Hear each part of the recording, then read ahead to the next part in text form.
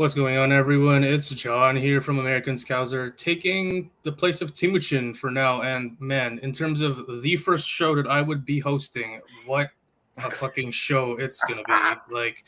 I'm absolutely gutted here. I'm here with Harry, of course, our technical guru. How's it going, Harry? How are you coping? Please let us know if you need help, and all that. So how's it going? Yeah, it's I feel like what Cozzy's nickname is. Like, oh well, do you know what I mean? I think we did so well to stay in it for as long as we did, and yeah, I don't want to be like smoking the copium now, talking about all the positives, but there are some to talk about, I think. All right, absolutely. We'll definitely get to that. And of course, we're joined by Kazi, our resident Scouser. So, Kazi, oh well indeed. But your thoughts? Where'd you start? My thoughts. Thought we played well. First 20, I thought they were poor. To be honest, I didn't think they moved the ball quick enough. I thought they were kind of a bit scared and nervous themselves. And then Jones sending off, which is not a sending off. But it comes down again. I keep mentioning this in the Discord. It's not VAR, it's the people running VAR. Absolutely. VAR works. It's a perfectly fine tool. It's the people who run VAR, which is the issue. For the sending off, they should have showed the last 7 seconds before he's actually made the challenge of when he wins the ball back and he's just trying to control possession and stuff. And then the offside, which I don't know. That's the one I'm more speechless on, really, is the offside. Because I don't know how they've come to the decision so quickly. Right. When it looks so clearly on as well, and then they've just kind of passed the eye test kind of thing. That's that's frustrating. We get a goal, great goal, and Gakpo gets injured. It's like anything that could have went wrong there has gone wrong. And then, of course, what's happened has happened in the second half with Jota, who's probably let the team down and probably knows it for a fact he's let the team down. But, it is what it is, boys. But again, at 1-1, I think the manager will sit down at the dressing room and go, and nothing, you know what I mean? There's no, everyone get the chins up here. That's fine. That's absolutely fine. You know what I mean? So let's not feel too downhearted.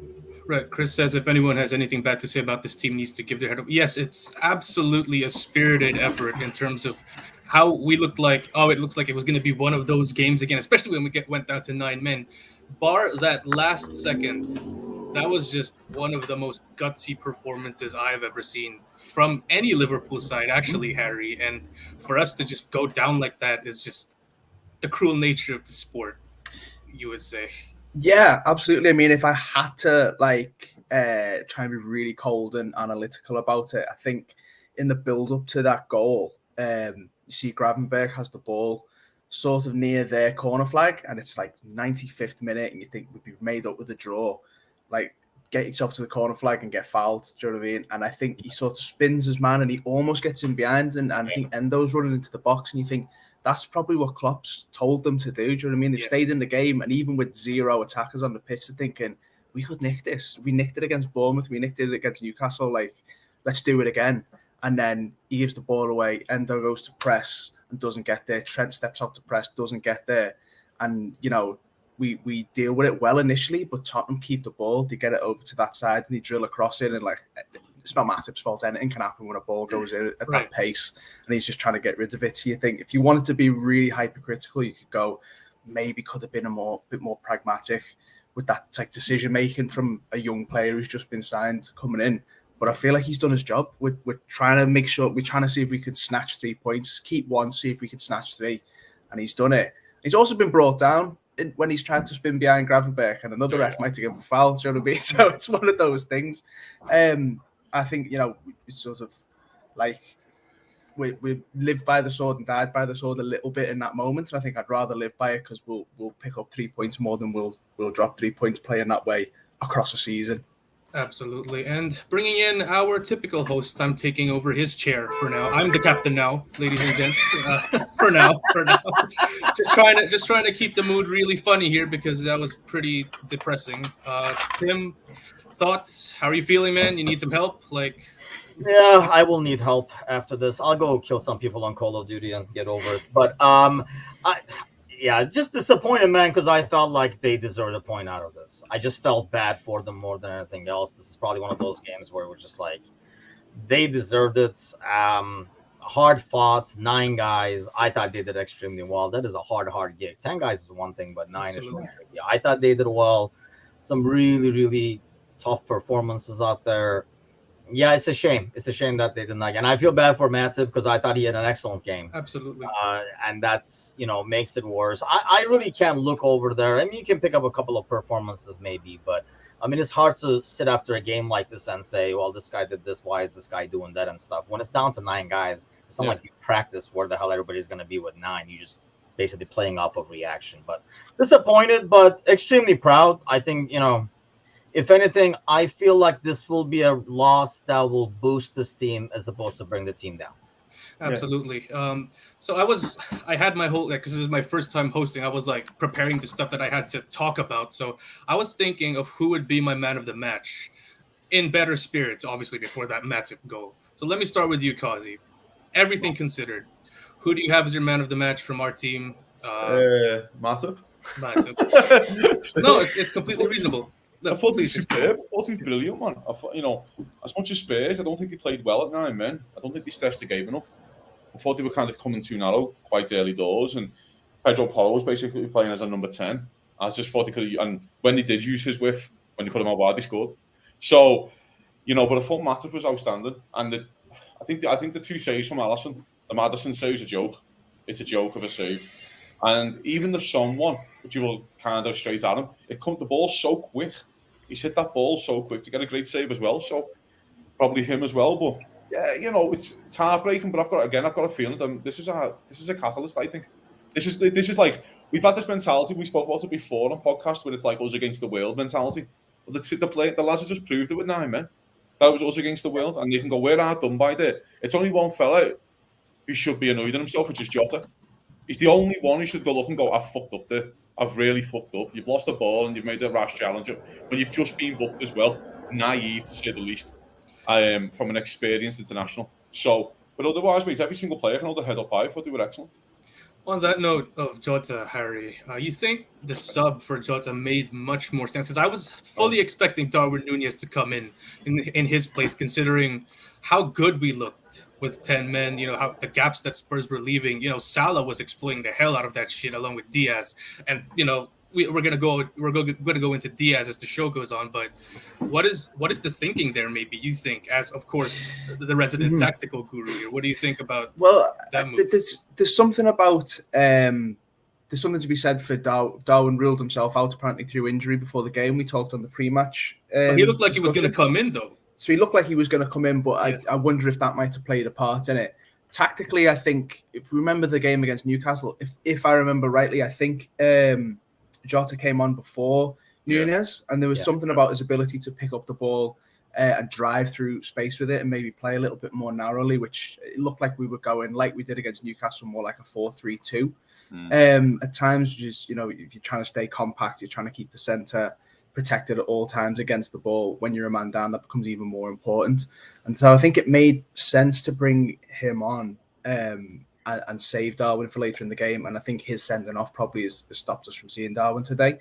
So that's the only thing that I would maybe say is that, his ability to actually drive through the centre of the pitch with the ball at his feet and kind of maybe come short and get the ball a little bit and stay more comfortable in those central areas. I think Darwin does something similar to Messi, actually, not that I'm comparing him to Messi, but his ability to kind of have a look across the back line and sort of see where the space might be or where the weakness might be and then go there is really useful in giving us that outlet. But when you're down to 10, I think it's really it's even more helpful if you've got someone who's going to come short and get it to feet and maybe be a little bit more disciplined.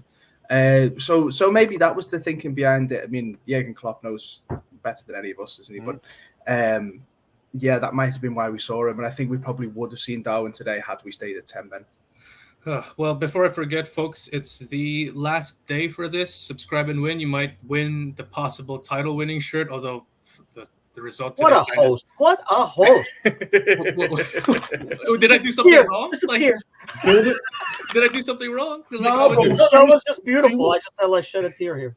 Right, yeah. So please, guys, subscribe. It really helps the channel. We're growing. We're at 554 right, Tim? Somewhere around there. Yeah, Somewhere. 554. Yeah, so this channel has been getting quite a few followers over the last few months, and we would really appreciate it if you guys come in, help us out. Every like helps, and even if you don't like us, tuning into the videos really help. But here we have an incentive for you. You might win a Liverpool shirt. Like, I'm assuming everyone who's going to be subscribing here is a Liverpool fan. If not, well, subscribe anyway. We So. accept all fans. We accept all Yeah, fans. we accept all fans. Definitely come along for the ride.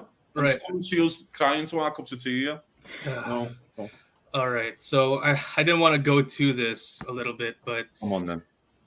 Luis Diaz, that goal, brilliant finish. He looked miles onside. I don't understand what they were thinking here. Let me start with you, Tim. What do you think was going on inside the heads of those officials? Like, how can you not even look beyond 2 seconds seeing that, considering Liverpool are down to 10 men?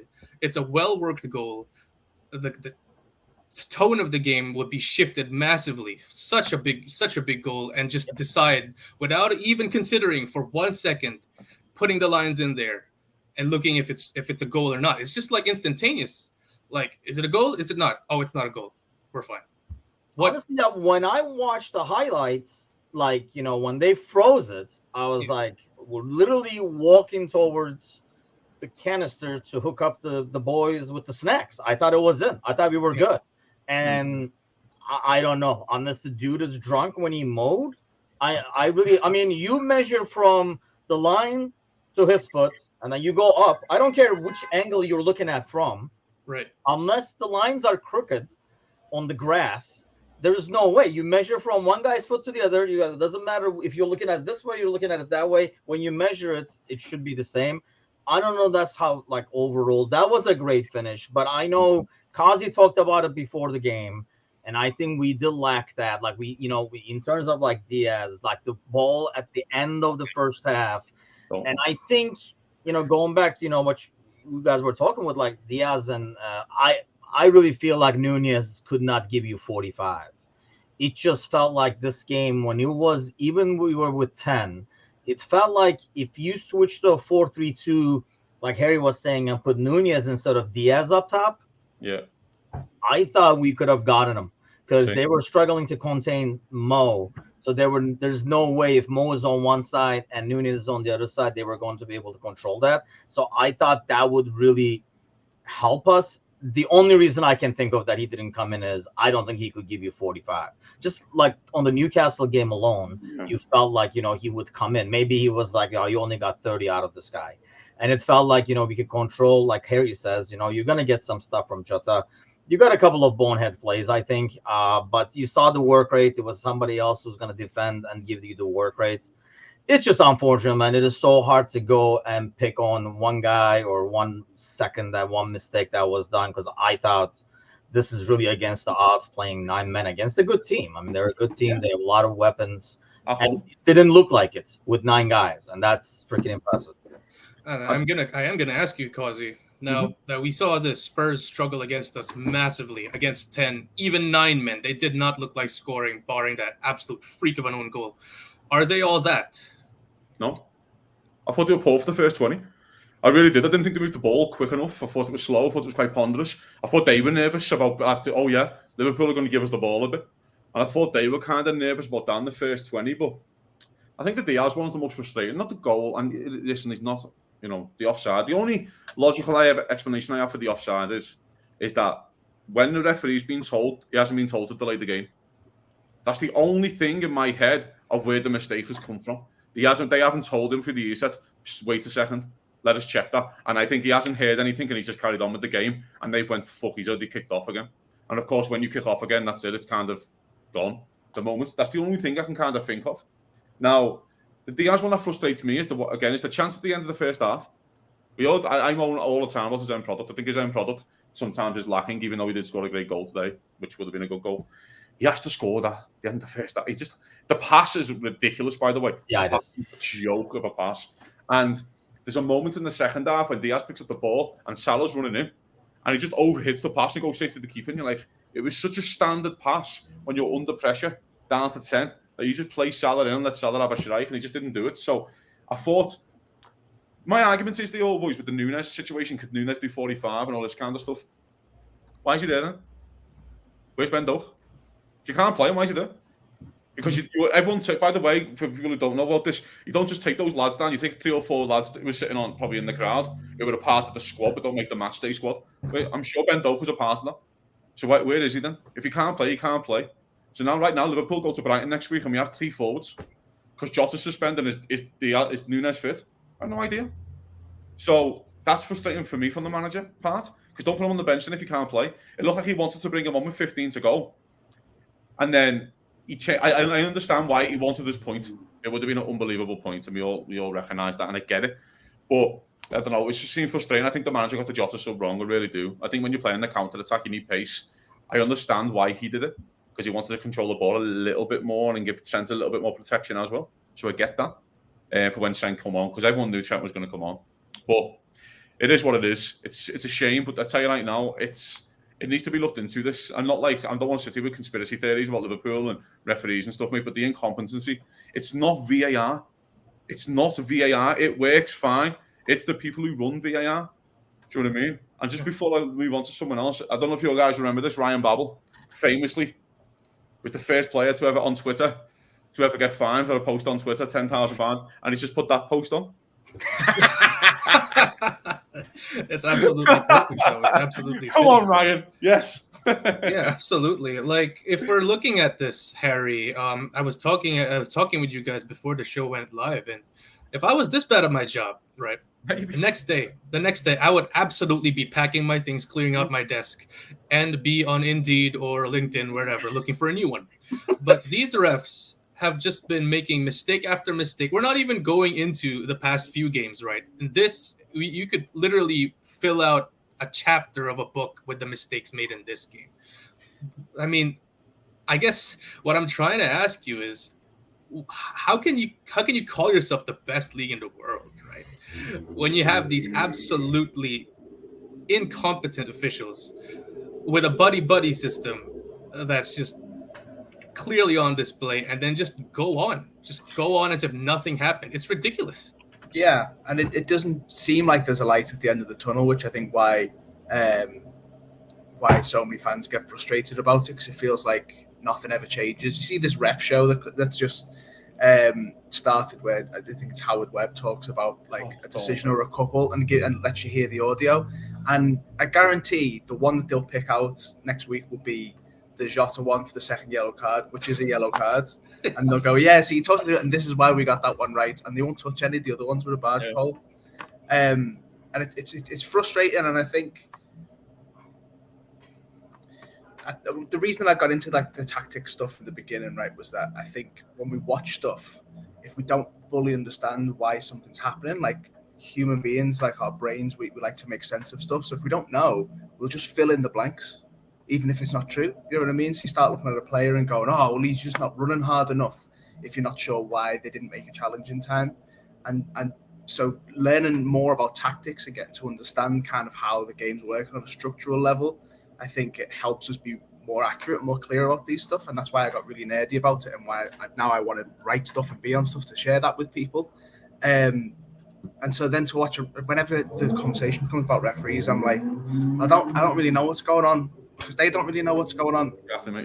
You know? So you just end up throwing your hands up and going, well, that was that. You might get stood down for next weekend, Simon Hooper. He probably won't.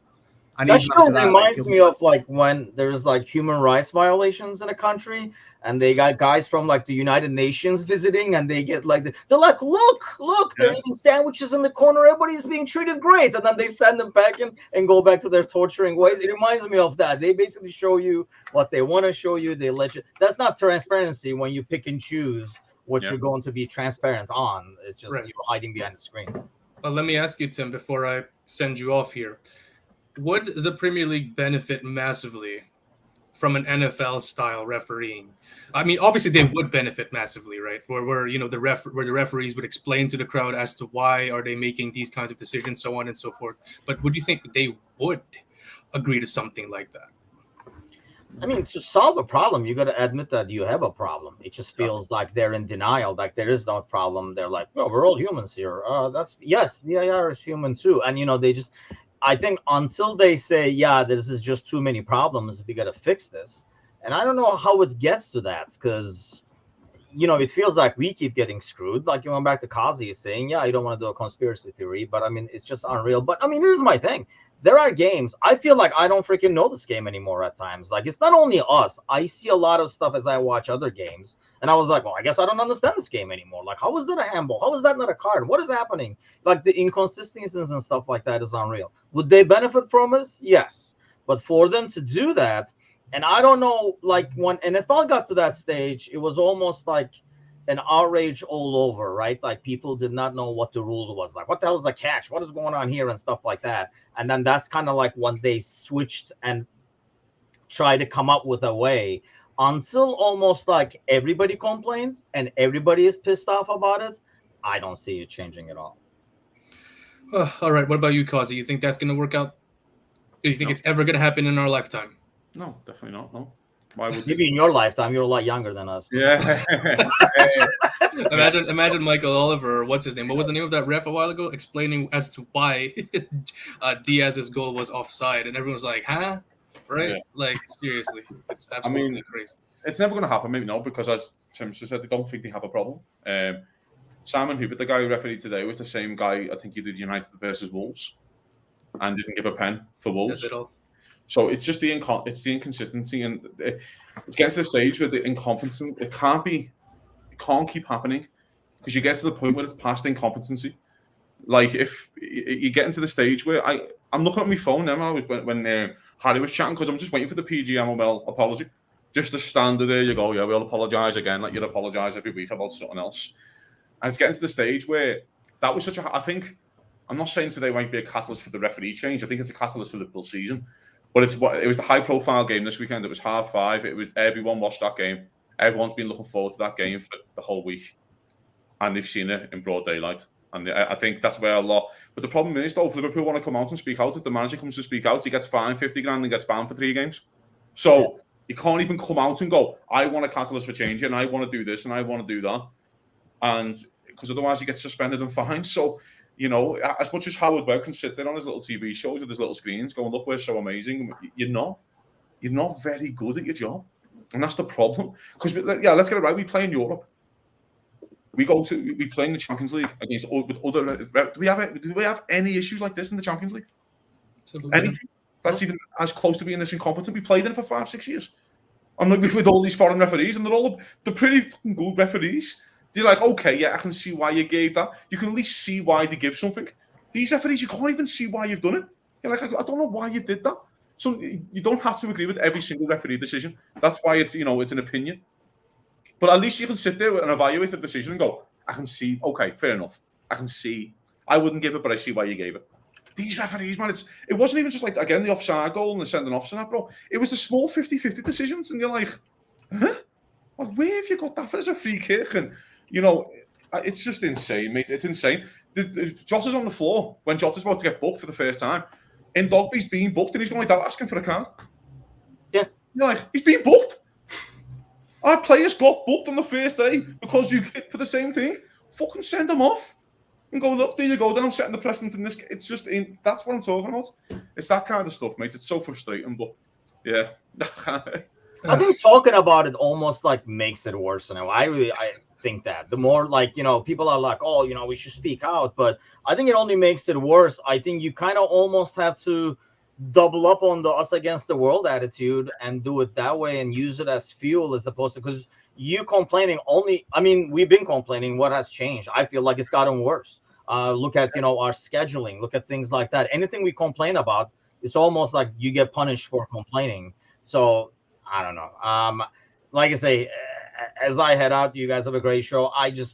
It's disappointing. But I was proud watching that effort. Massively. And I thought if you got that point, it was going to feel like a freaking 5-pointer for me. But it still does not feel like a loss. It's just extremely disappointing to who it happened and all that kind of stuff. But we'll use this, man. I feel like when I look out there, some of the performances for the boys that came in and stuff like that too, it just says the future is bright, and we're gonna do well this season. If there was any doubts, I think this should take care of it. Yeah, definitely. See you later, Tim. All right, see you, Tim. Take it easy, boys. I'll tell you right now, though, Joe, before we move on, I feel sorry for Union on Thursday, mate, at home, because they're going to get absolutely battered. Because they're about to take our frustrations out on someone, and unfortunately, it's them. And they're going to get absolutely battered. So. All right, and I was gonna just close out on that. Looking at our fixtures ahead, we kind of lost a little bit of depth attacking wise, especially for we have a game against Europe, against Union on Thursday, right? So obviously the Jones would probably start that game. Jota probably starts that game. The next game against Brighton, that's gonna be a tough one though, Harry. Considering Nunez is not 100%, Gakpo is definitely not 100%. So you got Salah, Diaz locked in there. So how do you think we're going to be shaping up there? Like, this is game 3 of a pretty tough Premier League stretch for us, which is a win against West Ham and a loss against Spurs. That Brighton game is going to be big. And I think anything less than a win is kind of unacceptable considering how this game kind of went. So how do you see us lining up there given our injuries and suspensions? Yeah, well, the Brighton one's interesting because we've only beat them once in the last 5 games head-to-head. And we know the steps they've taken in the last couple of seasons and how good they are. So I think we have to start talking about them as a difficult game, a game where a draw isn't the worst result, rather than it used to be. Yeah, I mean, I know they play nice football, but it's Brighton. We should be beating them. I think we might need to reappraise the way that we think about them as a club. Having said that, they got beat 6-1 today by Aston Villa. And I saw something in this Tottenham game that reminded me of this Brighton game, which both teams, Tottenham and Brighton, have got this like, we're calling this like free flow and attacking football. That's so great. They've got these like brilliant managers. What it is really is they both do the same thing where they invite you to press them and then they play around your press. And they've been practicing. They rehearse and choreograph how we pass around. And if there's pressures coming from this side, then this player has to drop to do this. It's all very, very well drilled. And we saw with Tottenham today when they're up against something they haven't necessarily trained against, like playing against 10 or playing against 9. They actually don't really know what to do. They're really, really reliant on doing what they've done in training. Like what this is what we rehearse, so this is how we're going to do it. And you know, against a team like Aston Villa or Everton, put 5 past them last year, who say, no, we're not going to come out and pressure. We're not going to do what your B team does for you in training so you can play your pretty football. We're going to do something different. They struggle to come up with a different answer when you give them a different question. And so I think how we approach the game against Brighton, we have to have that in mind. And this kind of 4-4-2, sort of 4-4-3 that becomes a 4-4-2 we've been using to kind of adapt to the fact we don't have a Fabinho type necessarily anymore, or Endo's not going to start every game. I think Harvey Elliott could be a really big player who was really important for us against Newcastle when we were against 10 and didn't get on the pitch today.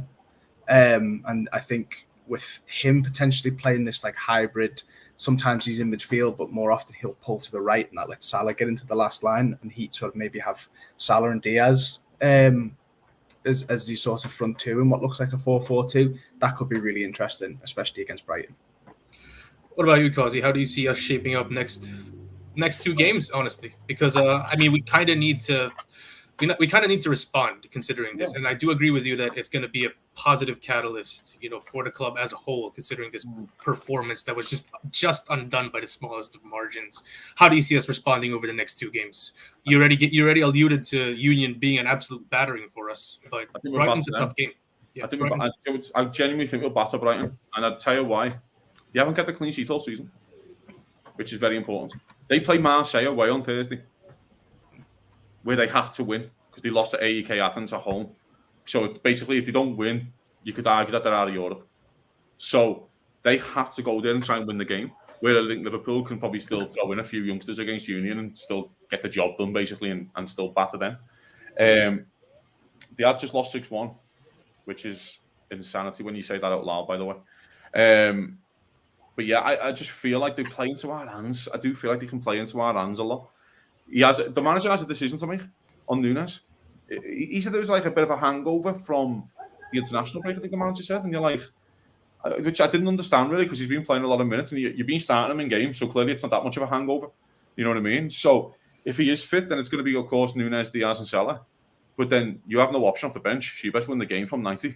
You have Ben Doak off the bench, which I don't really see enough right now for him to come in and play against Estepanan, for example. He's a really good player. So I think we'll batter them. I think this is a catalyst. I understand we're all disappointed right now, and I get it. We'll have all the apologies in the world from Howard Webb and all the PJ O'Mell and You know, you'll have all your fucking football Twitter fan pages on thingy showing, oh, so unlucky Liverpool, Specsavers will be tweeting now and all that kind of garbage. And just all garbage. It doesn't matter. It's us against the world. Liverpool have a league title to win. We have a league title to win. City have just lost 2 on the bounce. We forget that. You know what I mean? Against Newcastle, which we went there, by the way, we went there and won. I understand it was in the cup. And they went to Wolves and lost, and we went there and won. So let's just relax. Loads to take from positives from that game. Kanate, back fit. Looks like he's great. Matip, best performance in years. At least 18 months, in my opinion. For Van Dijk, everyone said he's a bit, iffy this season. Brilliant again. You know what I mean? Gravenberch was getting more minutes. Szoboszlai was awesome again. So Trent is back on the side. I think there's a lot of positives to take. And by the way, you're playing Brighton and Everton. Come on, Everton. Well, I don't think there's a better way. Yeah, go ahead. You know what, bro? After we lose our own to Luton, no one asked you to come on here. I've been looking some shit today. Well, certainly, I'm gonna hold you to that, man. I'll probably be hosting that shit as well. So, listen, guys. I mean, I know it's a downer, but yeah, Kazi pretty much said it all. And that's a really good way to go and end this show. A lot of positives today. Everyone, don't feel too down on yourselves. It was a pretty good performance considering just undone in the end. No one fancied us to win, and we almost got there. It's still very, very early on, and we're probably gonna, batter Brighton, as you said, probably 6-0 or some shit like that. But yeah, everyone, Harry, thanks for joining. Kazi, as usual, appreciate you guys for my first show, I guess, that I hosted. I mean, I really wish that it wasn't going to be like this. It was just going to be some boring ass shit where we beat Tottenham 2-0, but no, here it is. We lose added time with a Matip own goal when we were down to 9 minutes. What a host you are. Bob Barker couldn't do any better than you. Well, thank you. I appreciate it. I mean, I hope we gain more subscribers for this. But for everyone watching, again, it's the last day for the giveaway. Tim took away the image here, so I don't know where it is. So he took it and ran. So subscribe for our socials. We have a YouTube channel, Facebook page, Twitter, and all that jazz. It really helps. And I'm sorry about the honking and hollering. I don't know what the hell is going on in the street right now. But everyone, you guys have a good day. Kazi, Harry, thank you again. Take care.